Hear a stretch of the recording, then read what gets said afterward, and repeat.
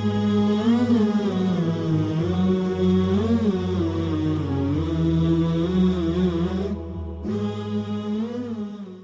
باللہ من الشیطان اللعین الرجیم بسم اللہ الرحمن الرحیم وصلی اللہ علی محمد وآل بیتہ الطیبین الطاہرین المعصومین۔ بارگاہ حضرت امیر المومنین صلوات اللہ وسلامہ علیہ سے فقہی مسائل کے سلسلے کو لے کے ایک بار پھر آپ کی خدمت میں حاضر ہونے کا شرف حاصل ہو رہا ہے۔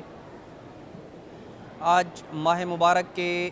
قضاء روزوں کے احکام کے متعلق گفتگو کا آغاز کیا جائے گا۔ حیض، نفاس، نیند، بے ہوشی یا بیماری کے سبب نہ رکھے جانے والے روزوں کی قضاء واجب ہے،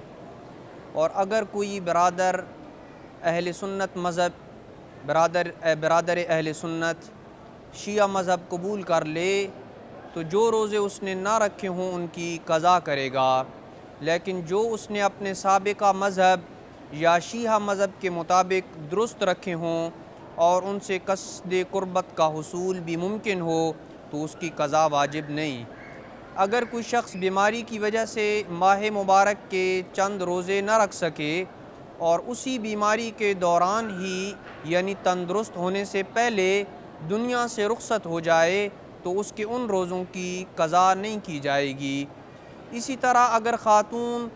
حیض یا نفاس کے ایام میں کچھ روزے نہ رکھ سکے اور اسی حالت میں یا پاک ہونے کے بعد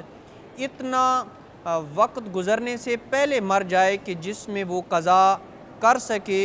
تو اس کے ان روزوں کی قضاء نہیں کی جائے گی۔ اگر کوئی شخص بیماری کے سبب ماہ مبارک رمضان کے روزے نہ رکھ سکے اور اس کی وہ بیماری اگلے ماہ مبارک تک طولانی ہو جائے، یعنی اگلے ماہ مبارک تک وہ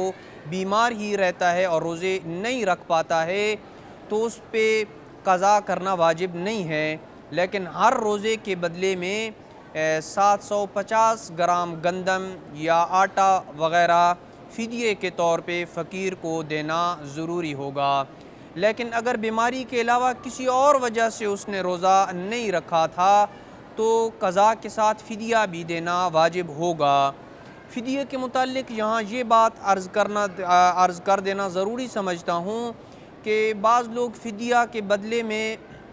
750 گرام گندم کی جو قیمت بنتی ہے یا 750 گرام گندم یا آٹے کی جو قیمت بنتی ہے وہ قیمت دے دیتے ہیں، جبکہ یہ درست نہیں ہے، بلکہ فدیے میں خود گندم یا آٹا یا اس جنس کا دینا ضروری ہوتا ہے۔ اسی طرح اگر کوئی شخص کسی عذر سے ماہ مبارک رمضان کے روزے نہ رکھ سکے اور اگلے ماہ مبارک تک قضاء کی قدرت کے باوجود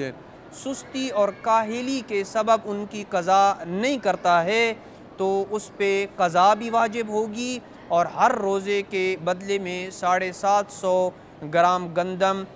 یا آٹا وغیرہ فدیہ کے طور پہ یہ دونوں فقیر کو دینا ہوں گے۔ وصلی اللہ علی محمد وآل بیتہ الطیبین الطاہرین المعصومین۔